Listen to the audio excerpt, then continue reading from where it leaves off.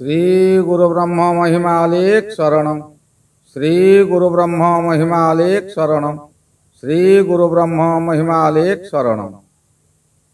गुरु कृपा YouTube channel तरफरु अगणित दर्शक मानकु हार्दिक अभिनंदन जनाई आरंभ करने को जाउछि 2025 मसीहा फेब्रुआरी मासरे 12 गोटी राशि मासिक राशिफल। एही राशिफल आरंभ करने पूर्वरु आपण मानकु मोर विशेष अनुरोध, जेउ माने प्रथम करी आमर एही चैनल को आसुचंती सेमाने गोटिए सब्सक्राइब करी पाखरे आसुथिबा बेल आइकन बटन को ऑन करी दियंतु, जहा द्वारा कि जेउ समय रे आमर वीडियो अपलोड हेबो सर्वप्रथमे आपण मानक पाखरे पहुंची पारिबो। और आपण मानकु मोर गोटिए विशेष कथा कहूची, जेउ मानकर जन्म कोष्ठी रे ग्रहंकर असुविधा फल रे आपण कष्ट भोगुचंती, चाकरी करबा को जाई चाकरी करि पारु नाहंती, विवाह रे बारंबार विलंब घटुची, सेमानकर जन्म तारीख और जन्म समय आमर यही यूट्यूब चैनल रे दिया जाउथिबा मेल आईडी रे प्रेरण करंतु। आंबे एठारे जातक गणना करी तार प्रतिकार आपन को बताई देबु। आसंतु एबे जानिबा 2025 मसीहा फेब्रुआरी मासरे बिच्छा राशि मासिक राशिफल। बिच्छा राशि अधिपति मंगल महाग्रह और यही राशि रे चंद्र निचस्त। एणु बिच्छा राशि व्यक्ति मानकु बुझिबा भारी कष्टकर। सेमाने गोटिए कथा कहंती किंतु आउ गोटाए काम करंती, काहारी कथा न सुनी निज इच्छा रे काम करंती, विपद रे पड़िले काहारी दोष दियंती नाही, निज को निजे शास्ति दियंती, तथापि तांकर फं छाड़ी नथांती। यही राशि स्थिर जल राशि अर्थात गोलिया पानी भितरे कौन अछि जेपरि केही जानि पारंती नाही, सेही परि एमानंकर मन मध्यरे कौन अछि ताहा जानि हुए नाही। विषाक्त कंटा थिबा सिंगी माछ सदृश निज ऊपर को आघात आसिले कंटा द्वारा आघात करिवे, शत्रु दूरे जिवे, एमाने शत्रु विनाशकारी। यही व्यक्ति माने गंभीर प्रकृतिर, प्रायतः अंधारुआ स्थान किंबा घर मध्यरे थिले भी मुख्य दरजा बंद करी रखंती। यही बिच्छा राशि सकाशे फेब्रुआरी मासर प्रथमार्धटी खूब भलरे कटिबा सहित द्वितीयार्धरे एते भल न होई मिश्रित फल मिलिबो। मासर प्रथमार्धरे रवि ग्रह तृतीय रे भ्रमण करुछंती। तृतीय रवि शरीर रे आपनकर तेज और वृद्धि करिवो। बहु पूर्वरु प्रतिकृत कार्यमान पूर्ण हेबो। आपण बहु कष्ट भोगिलेनी, एबे से सबुर शेष समय होई गलानी, एबे खाली शुभ ही शुभ हेबो। फेब्रुआरी 13 मध्यरे आपण किछि शुभ खबर पाई आनंदित हेबे। पूर्वर शत्रु माने आपण को बहु हैरान करुथिले, सेमाने आपण को ठारू दूरे जिबे। निज परिवार लोक माने आपण को सर्वदा भूल बुझुथिले, एबे ठारू सेमाने सेमानकर भूल बुझी पारी आपनक सहित एकमत हेबे। जेउ मानकर विवाह प्रस्ताव बारंबार आसुची किंतु ताहा भांगी जाउची, सेमाने प्रत्येक ब्राह्म मुहूर्तरु स्नान शौच होई प्रभुंकर शरणापन्न हुंतु। प्रभु कृपा हेले समस्त कार्य सुचारु रूपे पूर्ण होइजिवो। रविंकर मित्र ग्रह बुध, बुध महाग्रह मध्य तृतीय रे भ्रमण करुछंती।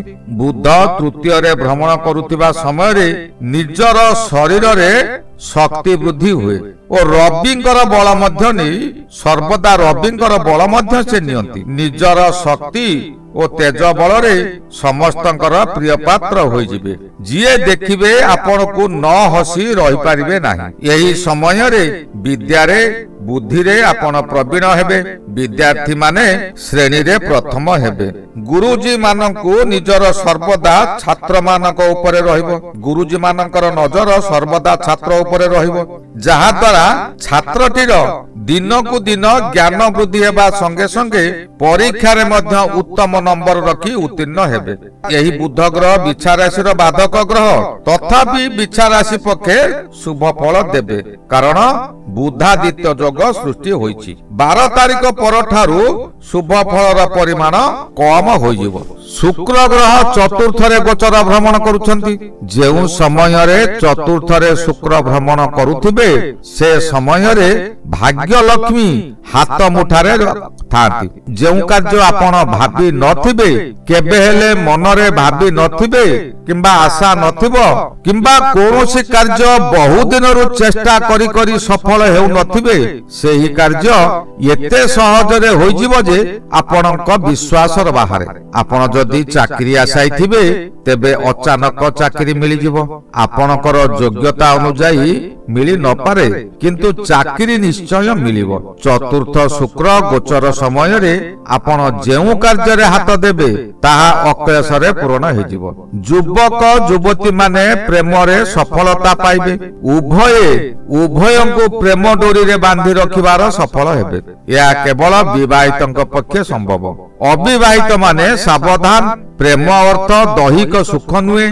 ଭଗବାନ ଯେପରି ଭକ୍ତଙ୍କୁ ପ୍ରେମ କରନ୍ତି ଓ ଭକ୍ତ ଯେପରି ଭଗବାନଙ୍କୁ ମଧ୍ୟ ପ୍ରେମ କରନ୍ତି, ଏହା ହେଉଛି ସେହି ପ୍ରେମ କରନ୍ତୁ। ଆପଣଙ୍କର ଶରୀର ସୁସ୍ଥ ରହିବ, ମନର ବଳ ବୃଦ୍ଧି ହେବ, ନୂତନ ପୋଷାକ ନୂତନ ଗହଣା ବ୍ୟବହାର କରିବେ, ଗୃହ ଉପକରଣ ଖରିଦି କରିପାରନ୍ତି।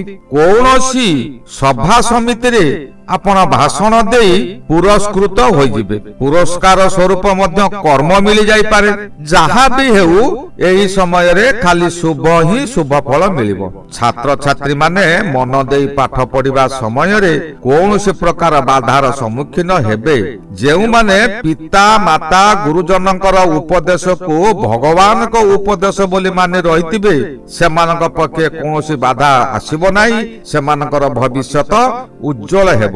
ମହିଳାମାନେ ଏହି ସମୟରେ ପରିବାରର ସମସ୍ତ ସଦସ୍ୟମାନଙ୍କୁ ନିଜର କରି ରଖିପାରିବାର କଳା କୌଶଳ ପ୍ରୟୋଗ କରି ନିଜର କରିନେବେ। ଅନ୍ୟ ସନ୍ତାନ ମାନଙ୍କୁ ନିଜର ସନ୍ତାନ ଭାବି ସ୍ନେହ କରିବେ।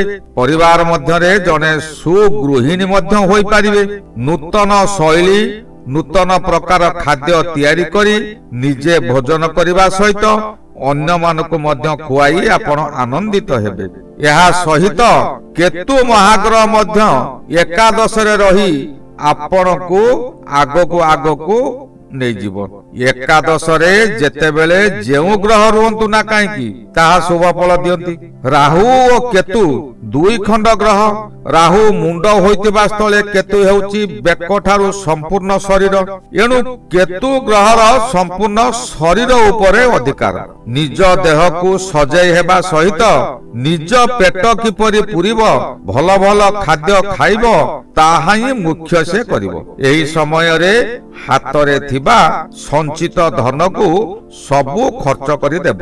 କେବଳ ଗୋଟିଏ ଚିନ୍ତା, ମୁଁ ଖାଇବି, ମୁଁ ଶୌଚ କରିବି। ନିଜ ଚିନ୍ତା ଅଧିକ ହେବ, ଅନ୍ୟ କଥା ବୁଝିବ ନାହିଁ। ଦେବଗୁରୁ ବୃହସ୍ପତି ବିଛା ରାଶି ସକାଶେ ସପ୍ତମ ଗୃହରେ ଅବସ୍ଥାନ କରିଛନ୍ତି। ଏହି ସମୟରେ ବକ୍ରୀରୁ ମାର୍ଗୀ 5 ତାରିଖ ଠାରୁ ହେବେ। ମାର୍ଗୀ ହେଲେ ଶୁଭ ଫଳ ମିଳିବ। ପ୍ରତ୍ୟେକ ଦିଗରୁ ଖାଲି ଶୁଭ ହିଁ ଶୁଭ ମିଳିବ। ନିଜ ଚେଷ୍ଟାରେ ଆପଣ ଯାହା କରିବାକୁ ଚାହିଁବେ ସେ କାର୍ଯ୍ୟକୁ ପୂରଣ କରିପାରିବେ।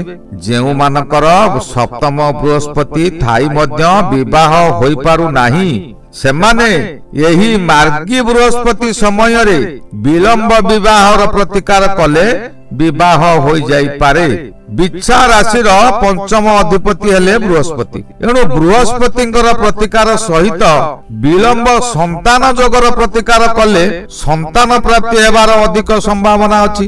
ଏହି ବୃହସ୍ପତି ମାର୍ଗୀ ସମୟରେ ଆପଣ ଯେତେ ଧର୍ମ କାମ କରିବେ ଆଗାମୀ ସକାଶେ ସେତେ ଉଜ୍ଜଳ ଆପଣଙ୍କର ହେବ। ପଞ୍ଚମ ଗୃହ ଜ୍ଞାନ ଗୃହ ହେତୁ ଆପଣଙ୍କର ଜ୍ଞାନର ବୃଦ୍ଧି ଘଟିବ। ଏହି ଗୃହ ପ୍ରେମର ଗୃହ ହୋଇଥିବାରୁ ଓ ଏହି ଗୃହର ଅଧିପତି ବୃହସ୍ପତି ଜାୟା ଗୃହରେ ଗୋଚରରେ ଭ୍ରମଣ କରୁଥିବାରୁ ପରିବାର ମଧ୍ୟରେ ସ୍ୱାମୀ ଓ ସ୍ତ୍ରୀ ଏକ ମନ ଏକ ପ୍ରାଣ ହୋଇ ରହିବେ। ବିଦ୍ୟାର୍ଥୀ ମାନେ ଯାହା ପାଠ ପଢିବେ, ପାଠ ପଢିବା ଠାରୁ ଅଧିକ ଜ୍ଞାନ ଅର୍ଥାତ୍ ଉପସ୍ଥିତ ବୁଦ୍ଧି ଖଟାଇ ପରୀକ୍ଷାରେ ସେମାନେ ଲେଖିପାରିବେ। ଯୁବକ ଯୁବତୀ ମାନେ ପିତାମାତାଙ୍କର ଆଜ୍ଞାବହ ହେବେ। ଗୁରୁଜନ ମାନଙ୍କ ପ୍ରତି ଭକ୍ତି ମନରେ ଉଦୟ ହେବ। ବିଭୁ କୃପା ଲାଭ କରି ଖୁସିରେ ରହିବେ। ବ୍ୟବସାୟୀ ମାନେ ବସ୍ତ୍ର ବ୍ୟବସାୟ ଖାଦ୍ୟ ବ୍ୟବସାୟ କଲେ ଏଥିରେ ଅଧିକ ଲାଭବାନ ହୁଅନ୍ତି। ପୁସ୍ତକ ବ୍ୟବସାୟ ମଧ୍ୟ ଖୁବ୍ ଭଲ ହେବ। ଦିନକୁ ଦିନ ବ୍ୟବସାୟରେ ବୃଦ୍ଧି ଘଟିବ। ଆଶା ଠାରୁ ଅଧିକ ଲାଭବାନ ହେବେ। ଆପଣ ଏହି ସମୟରେ ତୀର୍ଥ ଭ୍ରମଣରେ ବାହାରକୁ ଯାଇପାରନ୍ତି। ଦାନ ପୁଣ୍ୟ କରି ସାଧୁ ସନ୍ତଙ୍କ ସେବା, ଦୁଃଖୀ ରଙ୍କିକୁ ଅନ୍ନଦାନ କରି ତାଙ୍କର ଆତ୍ମା ସେବା କରି ମନରେ ଆନନ୍ଦ ହେବେ। ମହିଳାମାନେ ଗୃହ ମଧ୍ୟରେ ଲକ୍ଷ୍ମୀ ସ୍ୱରୂପା ହେବେ। ଖାଦ୍ୟ ପରସିବା ସମୟରେ ସ୍ୱଚ୍ଛତା ଅବଲମ୍ବନ କରିବେ। ଗୁରୁଙ୍କର ସେବା ପୂଜା କରିବେ। ସମସ୍ତଙ୍କ ମନର ଭାବନାକୁ ସମ୍ମାନ ଦେବେ ଓ ପାଳନ କରିବାକୁ ତତ୍ପର ହେବେ। ବିଶେଷ କଥା ହେଲା, ଭଲ ସମୟରେ ମନ୍ଦ ମଧ୍ୟ ଥାଏ। ମନ୍ଦକୁ ମଧ୍ୟ ସମ୍ମାନ ଦେବା କଥା। ମନ୍ଦ ନଥିଲେ ଭଲକୁ ଆମେ ଉପଭୋଗ କରିପାରିବା ନାହିଁ। ମନେ କରନ୍ତୁ, ଆମକୁ ଭୋକ ହଉନାହିଁ, ଖାଇବାକୁ ଆମେ ଖୋଜିବା ନାହିଁ। ଆମର ଅନ୍ନରେ ଜୀବନ। ଅନ୍ନ ନ ଖାଇଲେ ଜୀବନ ବଞ୍ଚିବା ମୁସ୍କିଲ, ଶକ୍ତିହୀନ ହୋଇ ପଡିବା। ଏଣୁ ଭୋକ ହେବା ନିହାତି ଜରୁରୀ। ସେହିପରି ଅଶୁଭ ହେବା ନିହାତି ଜରୁରୀ। କିନ୍ତୁ ସେଇ ଅଶୁଭ ସମୟରେ ଆମେ ଶୁଭ କଣ ତାହାକୁ ଆମେ ଖୋଜିବା। ସେହିପରି ଦୁଃଖ ରହିବା ନିହାତି ଜରୁରୀ। ପ୍ରଭୁ 9 ଗୋଟି ଗ୍ରହକୁ ଆମର ଭଲ ଓ ମନ୍ଦ ସକାଶେ ସୃଷ୍ଟି କରିଛନ୍ତି। ଏହି ସମୟରେ ଶନି ଆପଣଙ୍କ ରାଶିକୁ ଚତୁର୍ଥରେ ଭ୍ରମଣ କରୁଛନ୍ତି। ଶନି ମଧ୍ୟ ମାର୍ଗୀ ଅଛନ୍ତି। ଏଣୁ ଶନିଙ୍କର ପରୀକ୍ଷା ସମୟ କଠୋରରୁ କଠୋର ହେବ। ଚତୁର୍ଥ ଗୃହକୁ ସୁଖ ଗୃହ ବୋଲି କୁହାଯାଏ। ଏଣୁ ସୁଖରେ ବାଧା ଦେଇ ଶନିଦେବ ବହୁ ପରୀକ୍ଷା କରିବେ। ଧୈର୍ଯ୍ୟ ସହକାରେ ତାକୁ ସାମ୍ନା କରିବାକୁ ପଡିବ। ପରିବାର ମଧ୍ୟରେ ମାତା କିମ୍ବା ସ୍ତ୍ରୀଙ୍କର ଆଣ୍ଠୁ ଯନ୍ତ୍ରଣା ହେବ। ଶନି ଗଣ୍ଠିର ଅଧିକାରୀ। ଆହୁରି ମଧ୍ୟ ଏହି ସମୟରେ ପେଟ ଗଣ୍ଡଗୋଳ ହେବ। ଆପଣ ବାଧ୍ୟ ହୋଇ ମେଡିକାଲ ନେବେ। ବହୁ ଅର୍ଥ ହାନି ହେବ। ପରୋକ୍ଷରେ ଏହି ଅର୍ଥ ହାନି ହେବା ଏକ ଧର୍ମରେ ପରିଣତ ହୋଇଯିବ। କାରଣ ମାନବ ସେବା ହେଉଛି ମାଧବ ସେବା। ମନୁଷ୍ୟ କଷ୍ଟ ପାଉଥିବା ସମୟରେ ତାଙ୍କର ସେବା ଯତ୍ନ କରିବା ଏକ ଧର୍ମ କାର୍ଯ୍ୟ। ଅନ୍ୟର କଷ୍ଟକୁ ନିଜେ ଅନୁଭବ କରି ଯିଏ ଅନ୍ୟର କଷ୍ଟକୁ ଜାଣିପାରିଲା, ତାହାଠାରୁ ଭଲ ମଣିଷ ଓ ତାଙ୍କଠାରୁ ଧାର୍ମିକ ମନୁଷ୍ୟ ଆଉ ଏ ଜଗତରେ କେହି ନାହାନ୍ତି। ଏଣୁ ଏହି ସମୟରେ ଧୈର୍ଯ୍ୟର ସହକାରେ ସେବା କରି ଚାଲନ୍ତୁ। ରାହୁ ଗ୍ରହ ଏହି ସମୟରେ ପଞ୍ଚମରେ ଭ୍ରମଣ କରୁଛନ୍ତି। ପଞ୍ଚମ ଗୃହ ଜ୍ଞାନ ଗୃହ। ରାହୁ ଏକ ଦୁର୍ଦାନ୍ତ ଗ୍ରହ। ଏଣୁ ଆପଣ ଦୁର୍ଦାନ୍ତ ପରି ହେବେ, ଜିଦ୍ଦିଖୋର ହେବେ। ତାହା ସହିତ ମଙ୍ଗଳ ମଧ୍ୟ ଅଷ୍ଟମରେ ଅଛନ୍ତି। ଅଷ୍ଟମ ଗୃହକୁ ଆୟୁ ସ୍ଥାନ ବୋଲି ଜ୍ୟୋତିଷ ଶାସ୍ତ୍ରରେ ଧରାଯାଏ। ଏଣୁ ଶରୀର ଉପରେ ଆଘାତ ଆସିପାରେ। ଏହି ବିଛା ରାଶି ଜଣେ ଶ୍ରମିକର ଥିବ, ଜଣେ ଉଚ୍ଚ ପଦସ୍ଥ ଅଫିସରର ଥିବ, ଜଣେ ନିଷ୍ଠାବାନ ସାଧୁଙ୍କର ମଧ୍ୟ ଥିବ। ତେବେ ଜଣେ ସାଧୁ କଣ ଏହିପରି କଷ୍ଟ ପାଇପାରିବେ କି? ଉତ୍ତରରେ ଆସିବ ନା, ସେ କଷ୍ଟ ପାଇବେ ନାହିଁ। କାରଣ ସିଏ ତ ସାଧୁ। ତାଙ୍କର ଭଲ ମନ୍ଦ କଣ? କଥାରେ ଅଛି, କହି ଦେଉଥାଏ ପରକୁ। ଯେଉଁ ଲୋକ କହିବେ ସିଏ ତ ସାଧୁ, ତାଙ୍କର ଭଲ ମନ୍ଦ କଣ ଖରାପ ହେବ ନାହିଁ। କିନ୍ତୁ ସେଇମାନେ ଅସାଧୁ କର୍ମ କରୁଥିବେ। ଅସାଧୁ କର୍ମ କରୁଥିବା ବ୍ୟକ୍ତିମାନେ ନିଶ୍ଚିନ୍ତ ଅଶୁଭ ଫଳ ପାଇବେ। ତେବେ ଆପଣ ଯଦି ସାଧୁତା ଅବଲମ୍ବନ କରିବେ, ଆପଣଙ୍କର କୌଣସି ଗ୍ରହ କିଛି କରିପାରିବ ନାହିଁ। ଏଥି ସକାଶେ ଅଲେଖ ଧର୍ମରେ କୁହାଯାଏ ଯେ ଗ୍ରହ କିଛି ନାହିଁ। ସେମାନେ ଭୁଲ କଲେ ମଧ୍ୟ ଏହି ଗ୍ରହ ମାଧ୍ୟମରେ ଦଣ୍ଡ ପାଆନ୍ତି। ଗ୍ରହ ଅଛନ୍ତି। ସେମାନଙ୍କର ସାଧୁତାପଣ ଯୋଗୁ, ଅନ୍ୟର ସେବା ଯୋଗୁ ସେମାନେ ଗ୍ରହଙ୍କର କଷ୍ଟ ପାଇପାରନ୍ତି ନାହିଁ। ଅବଶ୍ୟ ଗ୍ରହ ସେମାନଙ୍କୁ ସାହାଯ୍ୟ କରନ୍ତି। ଯଦି କୌଣସି ଠାରେ କୌଣସି ସାଧୁ ଭୁଲ କଲେ, ତେବେ ଏହି ଗ୍ରହ ମାନଙ୍କ ମାଧ୍ୟମରେ ସେମାନେ ମଧ୍ୟ ଦଣ୍ଡ ପାଆନ୍ତି। ଏହା ଅସ୍ୱୀକାର କରିହେବ ନାହିଁ। ଏହି ଗଲା 2025 ମସିହା ଫେବୃଆରୀ ମାସରେ ବିଛା ରାଶିର ମାସିକ ରାଶିଫଳ। ଏହାର ପରବର୍ତ୍ତୀ ରାଶି ଧନୁ ରାଶି ବିଷୟରେ ଆଲୋଚନା କରିବା। ସେ ପର୍ଯ୍ୟନ୍ତ ବିଦାୟ ଦିଅନ୍ତୁ। ଶ୍ରୀ ଗୁରୁ ମହିମା ଅଲେଖ ଶରଣ। ଶ୍ରୀ ଗୁରୁ ମହିମା ଅଲେଖ ଶରଣ। ଶ୍ରୀ ଗୁରୁ ମହିମା ଅଲେଖ ଶରଣ ଶରଣ ଶରଣ।